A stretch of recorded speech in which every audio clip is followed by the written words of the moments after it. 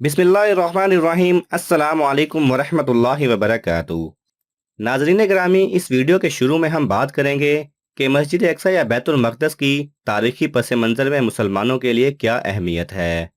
फिर आपको बताएंगे कि हज़रत उमर रज़ी अल्लाह तआला अन्हो ने अपने दौरे खिलाफत में जो यहूदियों से मुआहिदा किया था कि किसी भी यहूदी को फ़लस्तीन में बसने की इजाज़त नहीं होगी, वो मुआहिदा यहूदियों ने कैसे ख़त्म करवाया और उसकी अहम वजह क्या थी। फिर वीडियो के आखिर में आपको इंतहाई अहम बात कि मस्जिद अक्सा को फतह करने के बाद यहूदियों का अगला वार क्या होगा, और ऐसे ही कुछ यहूदियों के नापाक इरादों के बारे में बात करेंगे जो कि बहुत कम लोग जानते हैं।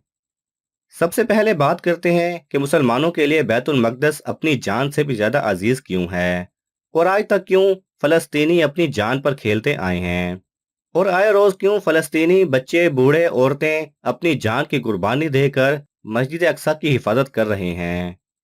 नाज़रीन, बैतुल मक़दस वो जगह है जहाँ से हजूर अकरम सल्लल्लाहु अलैहि वसल्लम महराज मुबारक के लिए अर्श मुअल्ला पर तशरीफ़ ले गए थे। यही वो मकाम है जहाँ हज़रत ईसा अलैहिस्सलाम का नज़ूल होगा।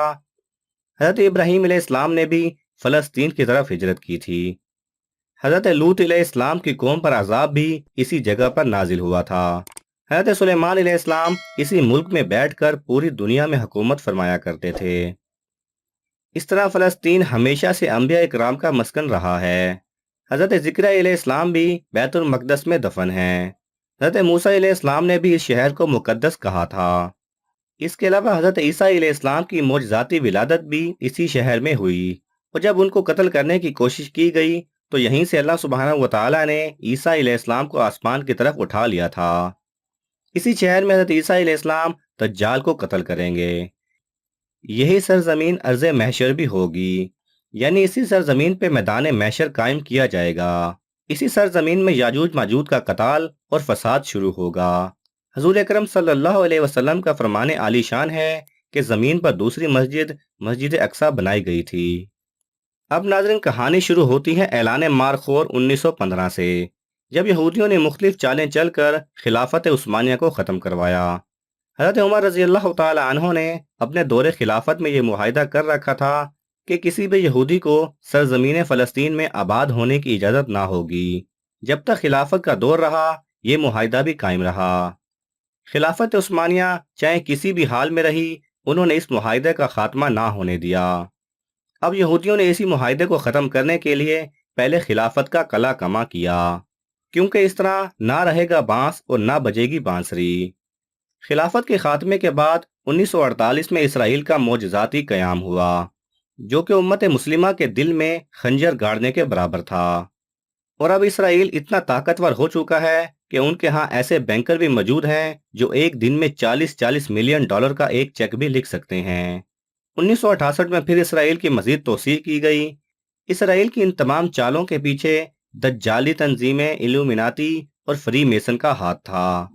इन दज्जाली तंजीमों का एक ही मिशन है कि मस्जिद अक्सा को ख़त्म करके हैकल सुलेमानी कायम करना और छोटे से इसराइल को ग्रेटर इसराइल में तब्दील करना है, क्योंकि उनका मानना है कि उनका मसीहा यानी दज्जाल उसी वक्त मंजर आम पर आएगा जब मस्जिद अक्सा को शहीद करके हैकल सुलेमानी तामीर किया जाएगा, और फिर यहूदी उसी दज्जाल की सरबराही में पूरी दुनिया को फतह करेंगे।